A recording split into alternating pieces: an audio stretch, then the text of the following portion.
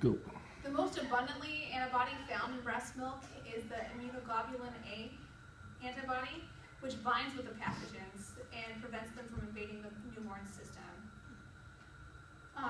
Breast milk also changes throughout the feeding. It starts off as a watery liquid, which quenches the baby's thirst, and then develops into a more nutritious and full of fat hind milk that will keep the baby full longer. And of course, the milk is always ready for the baby. The benefits for the mom are numerous as well. First off, it releases oxytocin. This is essentially important right after breastfeeding because it stimulates smooth muscle contraction. Your uterus is a smooth muscle, and so after being expanded for so long, carrying your baby, it's important to shrink it back down to size.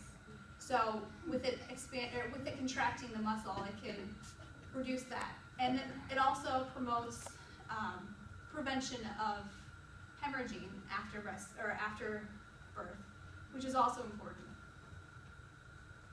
It's also known as the feel-good hormone, which will increase a good bonding with your child and can prevent postpartum depression.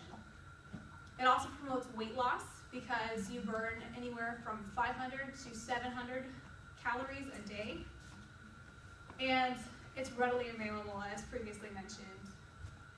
You're also getting the satisfaction of knowing you're providing everything your baby needs. So if breastfeeding is so important and so beneficial, why do women ever not breastfeed? Some of the reasons are if they have HIV or AIDS, that can be transferred through breast milk and they can infect their child that way. There are also medications that you might be prescribed that can also transfer through breast milk, or there are unfortunately women in this world who do not take care of the bodies the way they should and they participate in street drugs, which can also be transferred through breast milk. Some women have a problem with their milk coming in, and then they become stressed, which also prevents the milk from coming in. And usually with help and a really good support group, they can get through this stressful time. However, the stress can also lead to postpartum depression. So that's something that's always being considered. And then often mothers have to go back to work, and so they have to pump. A lot of moms don't know that according to national laws, your employer is required to give you a 15-minute break every 2 hours to pump so you can provide for your child. In conclusion, formula is expensive, time-consuming, and inferior to breast milk. Breast milk supplies all of the nutrients the baby needs. Breastfeeding promotes faster healing and weight loss for mom. Breastfeeding creates a bond between the mother and child. And in my personal and professional opinion, there is no substitute for breastfeeding. Are there any questions? Yes?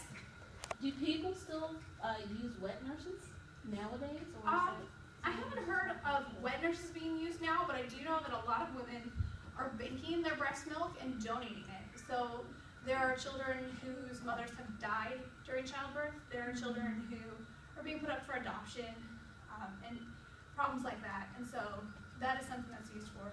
Also premature babies whose mothers can't provide. A lot of times it's really important for premature babies that they get that breast milk.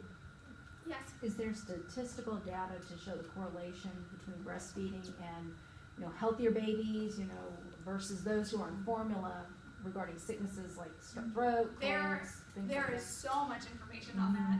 Because this had to be under 8 minutes, I didn't have enough time to include that, but there is a lot of information on giving the antibodies in the breast milk and how it prevents so many forms of sickness, including ear infections, colic, the list goes on and on, up until school-age children even.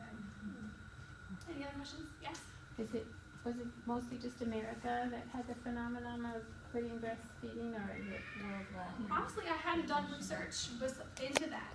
I had just looked at the United States national average to look at that. I do know Great Britain, excuse me, I know Great Britain had some issues with the decline of breastfeeding, and I'm pretty sure it was most Western countries that had an issue with that, but I did not do any research on that. Any other questions? Thank you so much for your time. Oh, yes, one more? if you have time, That's I okay. am curious. In the case of adopting a child, is it, I found this out kind of after the fact when we adopted Nicholas from Russia. Is it possible for an adopted mother to do something to cause milk to come in? That is actually a really great question. Mammals typically have to give birth to breastfeed. However, there's some research, and I think they've had some success with hormone therapy and being able to create and stimulate that. It's a lot of work, and it's a lot. I know there's a lot of information on women who have previously breastfed, stopped, and are trying to go back.